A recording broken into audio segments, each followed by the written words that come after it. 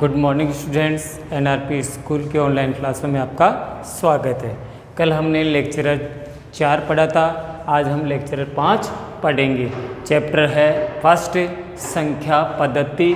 Lecturer 4 में आप लोगों को एक होमवर्क दिया गया था, एक क्वेश्चन नंबर ये रहा जो लिखा गया SW में दिया गया था। निम्नलिखित को P/Q के रूप में व्यक्त कीजिए जहाँ P व Q दोनों पूर्णांक है। आप लोगों ने कर लिया होगा विद्यार्थियों ने, क्योंकि आप साथ के साथ होमवर्क कर रहे होंगे। और उस होमवर्क में करते समय नोटबुक में अच्छी तरह से करें, क्योंकि इम्पोर्टेंट क्वेश्चन है। आपको पहले भी कहा गया था पिछले लेक्चर में भी कि इम्पोर्टेंट क्वेश्चन है, ये एग्जाम में आता रहता है। अब आप लोगों ने नोटबुक में से कर लिया होगा। जिन विद्यार्थियों को इसमें समस्या आई है, मैं पुनः इसे हल कर रहा हूँ। ध्यानपूर्वक समझें और अपनी नोटबुक में हल करें। जैसे आपके सामने सवाल को हल किया जा रहा है, 0.47 पे आवर्ती है, इसके बराबर हमने x माना, तो हमने लिख दिया माना कि, ये मान लिया x हमेशा बाईं तरफ होता है और संख्या हमेशा दाएं तरफ, तो ये आ गया x बराबर 0.47 आवर्ती। अब आवर्ती आ रही है, हम इसे इस रूप में भी लिख सकते हैं। 4.7 पे आवर्ती है तो 7 को हम बार बार भी लिख सकते हैं। इसीलिए आप यहाँ चाहें तो इसे आगे लिख सकते हैं। कैसे? 7 समीकरण नंबर 1।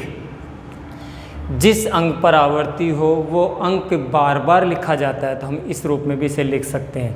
अब एक अंक पे आवर्ती है, इसलिए हम समीकरण 1 को 10 से गुणा करेंगे। तो समीकरण 1 को 10 से गुणा करने पर,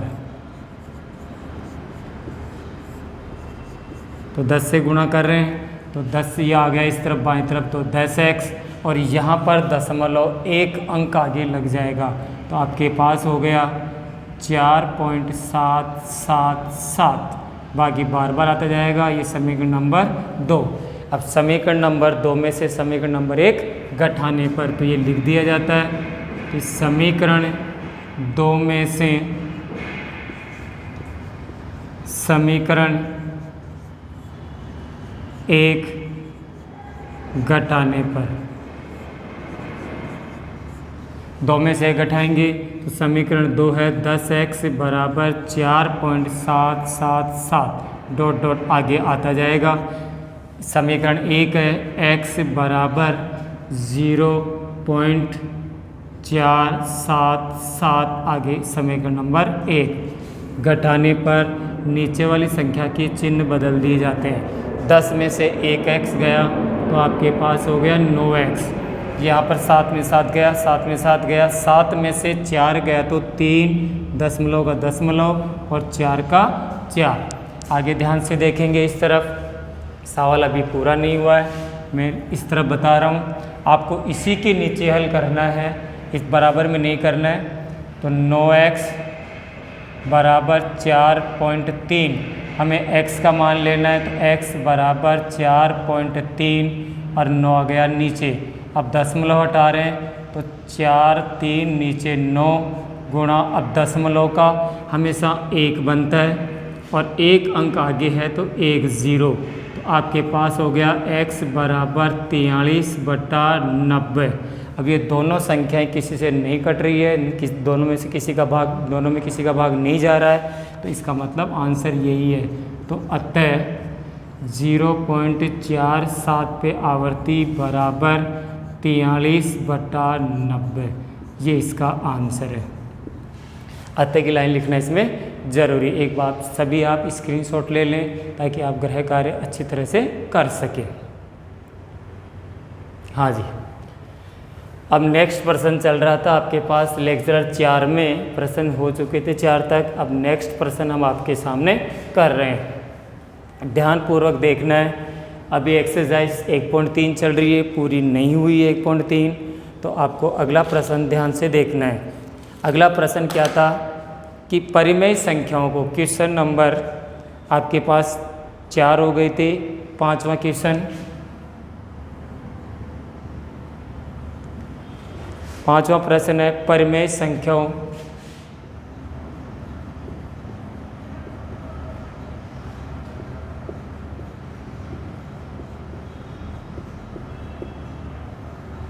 परिमेय संख्या आपको क्या क्या दे रखी है, 5/7 और 9/11। क्या क्या दे रखी है, 5/7 दे रखी है एक तो आपको, और एक 9/11 के बीच की 11 के बीच की 3, 5/7 और 9/11 के बीच की 3 अलग अलग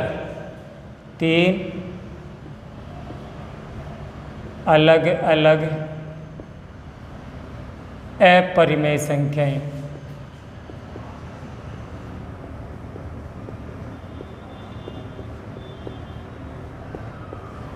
अलग अलग 3 अपरिमेय संख्याएं ज्ञात कीजिए।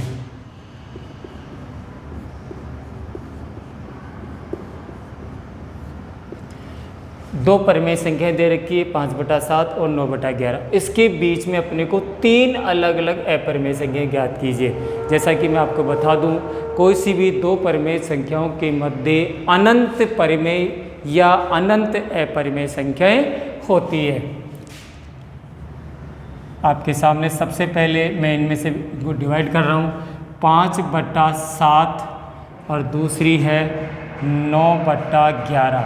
सबसे पहला काम है कि हम 7 का भाग दे रहे हैं 5 में, भाग नहीं जा रहा, दशमलव के बाद ये आ गया 0.50, 7 7 49, एक बच गया, फिर एक 0, 7 एकम 7, बच गया 3, फिर एक 0, 7 चौक 28, फिर बच गया 2 0, 7 दूनी 14, फिर बच गया 6, 7 8 56, फिर बच गया 4 और 0, 7 पंजे 35, फिर आ गया 5, फिर जैसे ही हम 0 उतारेंगे पुनः 50 आ गया जो किया। इसका मतलब है कि ये संख्या बार बार आएगी तो हम इस पर आवर्ती लगा सकते हैं। तो यहाँ पर लिखेंगे, इसलिए 5/7 का जो मान था वो आ गया 0.71428 पे ये आवर्ती। ऐसे ही हम 9/5 इसका हल करेंगे, 9/11 का।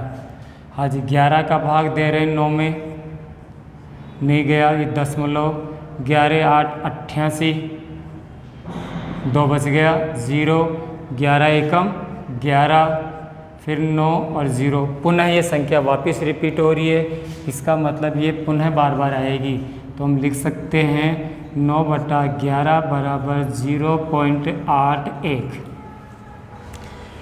5/7 का आंसर आ गया आपके पास 0.714285, इन पे आवर्ती है। ऐसे ही 9/11 का आंसर आ गया 0.81 पे आवर्ती। जैसा कि मैंने आपको पहले भी कहा था कि दो परिमेय संख्याओं के बीच अनंत अपरिमेय संख्याएं होती है।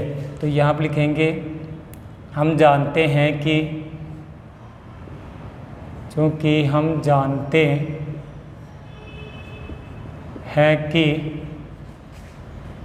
दो परिमेय संख्याओं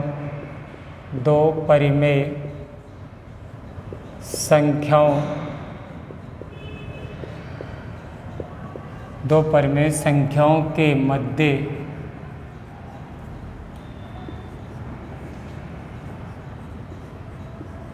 अनंत अपरिमेय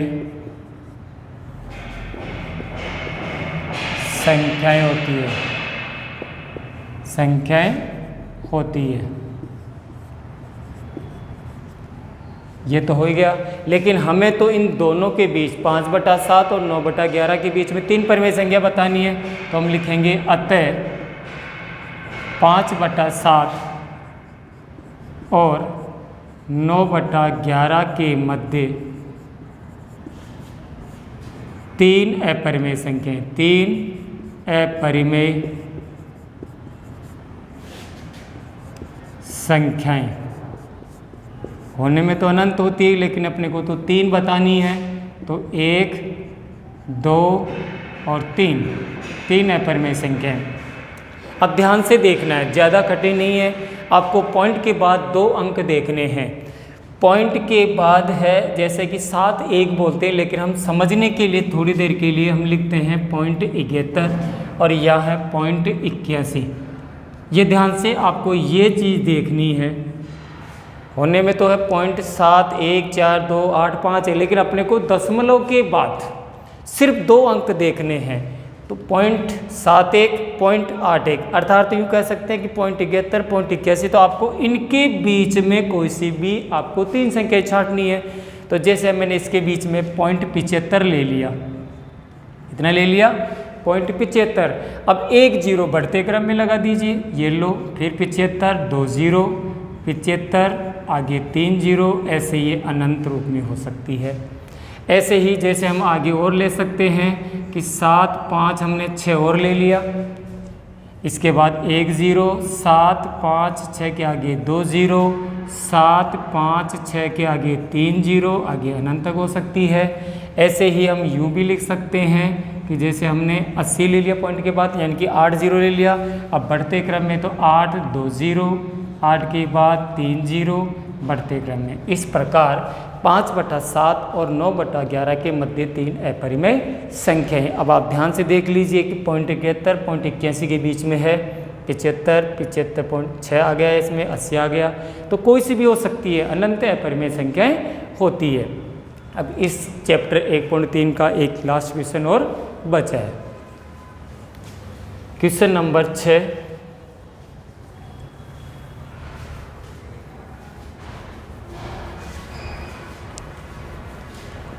हाँ जी, ध्यान से देखेंगे। प्रश्न नंबर 6 बचा है इसका लास्ट। बताइए कि निम्नलिखित संख्याओं में से कौन कौन सी संख्याएं परिमेय संख्या हैं और कौन कौन सी अपरिमेय संख्या हैं। क्वेश्चन नंबर 6, बताइए कि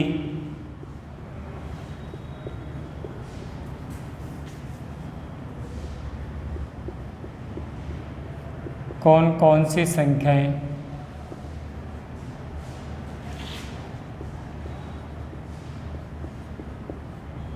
कौन कौन सी संख्याएं परिमेय संख्या है, परिमेय संख्या कौन कौन सी परिमेय संख्याएं तथा अपरिमेय संख्या हैं। अपरिमेय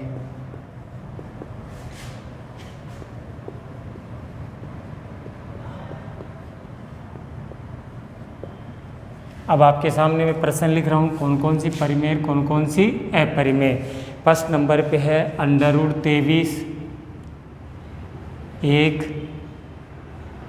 दूसरा प्रश्न है √225। तीसरी संख्या है इसमें .37960.37996। क्वेश्चन नंबर 4 इसमें है 7.478478। और आखिरी क्वेश्चन है क्वेश्चन नंबर 5 1.102030 ... हाँ, तो प्रश्न आपके सामने है कि इनमें से आपको ये बताना है कि कौन सी संख्या परिमेय है, कौन सी अपरिमेय। अब एक एक सवाल शुरू कर रहे हैं। फर्स्ट नंबर का सवाल किया जा रहा है √23। आपको ये बताना है कि √23 परिमेय है या अपरिमेय। हम लिखेंगे चूँकि √23 पूर्ण वर्ग नहीं है, इसीलिए √23 एक अपरिमेय संख्या, एक अपरिमेय संख्या है। √23 पूर्ण वर्ग नहीं है, पूर्ण वर्ग नहीं होने की वजह से ये एक अपरिमेय संख्या है। दूसरा प्रश्न इसी का √225। अब 225 के हम टुकड़े करके देख लेते हैं। इसमें 3 का भाग जा रहा है, 3 7 21, 1 बच गया, 3 पंजे 15, 3 का भाग जा रहा है 25 बार, 5 का भाग जा रहा है 5 बार और 5 का 1 बार, यानी कि ये पूर्ण वर्ग संख्या हो रही है। तो हम इसमें लिख सकते हैं √225 बराबर 3 × 3 × 5 × 5, 2 का समूह बन रहा है, मतलब ये पूर्ण वर्ग है।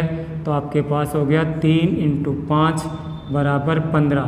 तो हम लिख सकते हैं कि चूँकि √225 बराबर 15 पूर्ण वर्ग है, इसलिए √225 एक परिमेय संख्या है, एक परिमेय संख्या है। ऐसे ही आ जाइए नंबर 3, 0.3796। चूँकि 0.3796 एक शांत संख्या है,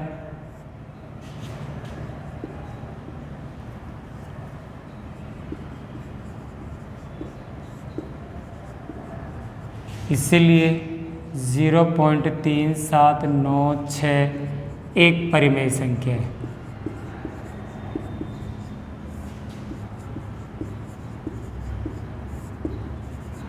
ये शांत है, तो शांत संख्या हमेशा परिमेय संख्या होती है। प्रश्न नंबर 4, 7.478478। चूँकि 7.478478 एक आवृत्ति है, लेकिन पुनरावृत्ति भी है,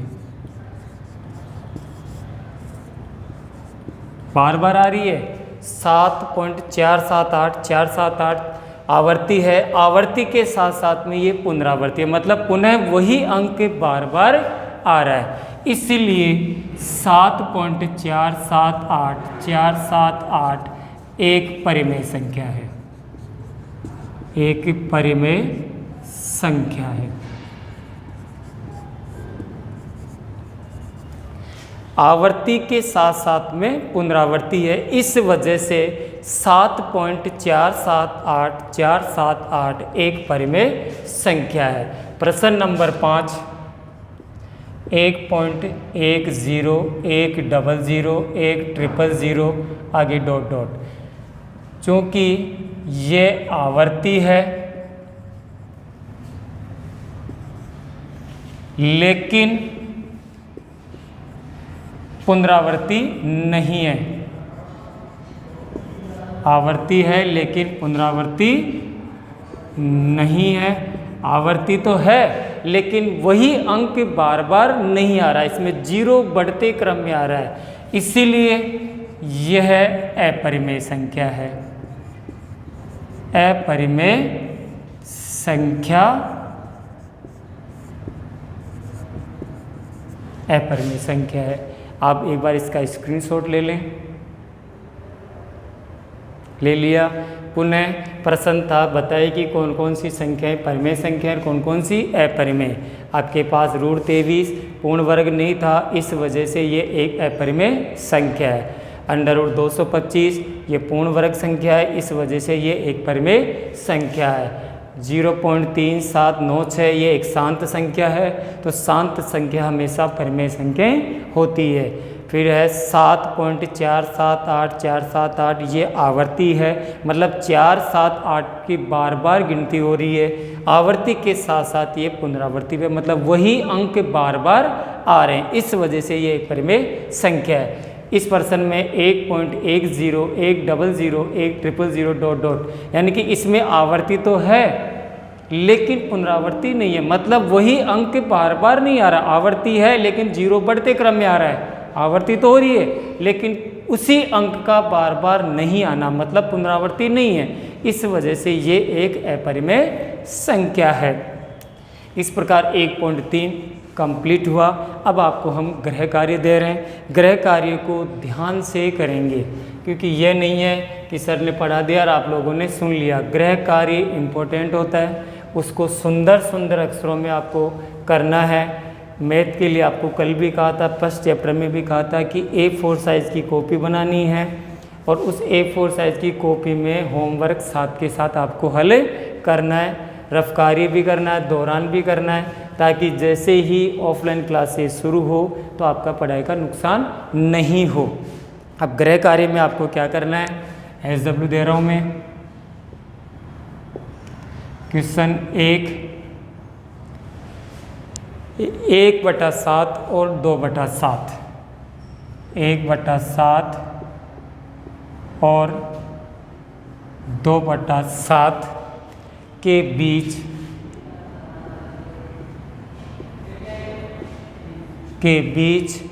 एक अपरिमेय संख्या, एक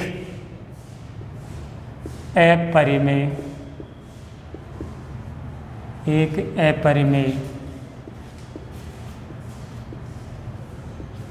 बीच एक अपरिमेय संख्या ज्ञात कीजिए।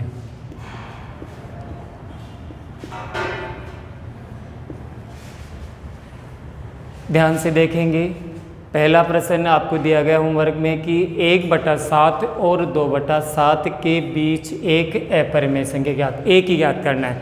अब आपको कैसे हल करना है मैं इसको मौखिक रूप से बता रहा हूँ। 1/7 मतलब 1 में आपको 7 का भाग देना है, जो भी आंसर आए उसे ध्यान से नोट कर लेना है। फिर 2 में 7 का भाग देना है। दोनों के जो आंसर आएंगे उन दोनों के आंसरों के बीच में सिर्फ एक, क्योंकि 2 परिमेय संख्याओं के बीच में अनंत अपरिमेय संख्याएं होती है, लेकिन आपको एक ही अपरिमेय संख्या बतानी है। इसके अलावा मैं आपको एक और गृह कार्य में दे देता हूँ, ध्यान से देखना है। क्वेश्चन नंबर 2,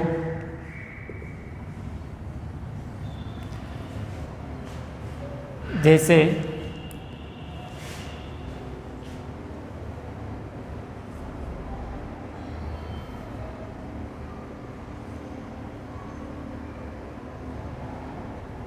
हाँ जी, एक और अपरिमेय संख्या का दे देते हैं।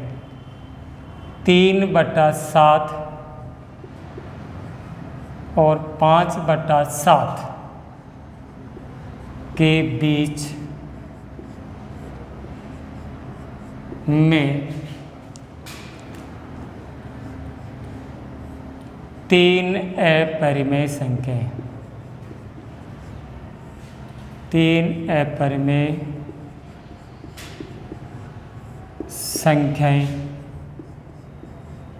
ज्ञात कीजिए। ये भी बिल्कुल ऐसा कैसा ही है, इसमें एक अपरिमेय संख्या पूछी थी, इसमें कितनी अपरिमेय संख्या पूछी है, 3 अपरिमेय संख्याएं पूछी है। दोनों को हल करने का तरीका एक है, लेकिन आपको ये ध्यान रखना है कि कितनी अपरिमेय संख्याएं पूछी है उतनी ही आपको ज्ञात करके बतानी है। तो ये होमवर्क ध्यान से करना है, ढंग से समझना है, क्योंकि अगले लेक्चर में आपको ये होमवर्क में ध्यान से पुनः वापस आपको हल करके बताया जाएगा। हाँ, ये होमवर्क आपके सामने था ही। अब इस होमवर्क के बाद में मैं एक क्वेश्चन आपको और बता रहा हूँ, बड़ा इंटरेस्टिंग प्रश्न है, ध्यान से देखेंगे।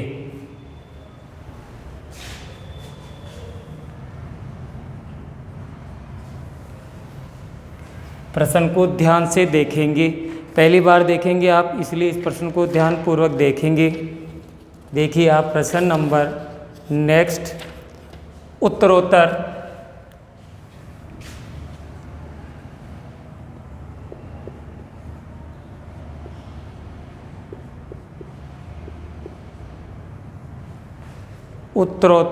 आवर्धन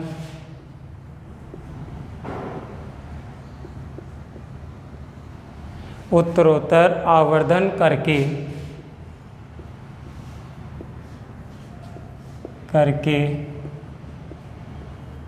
संख्या रेखा, उत्तरोत्तर आवर्धन करके संख्या रेखा पर 3.765 को देखिए।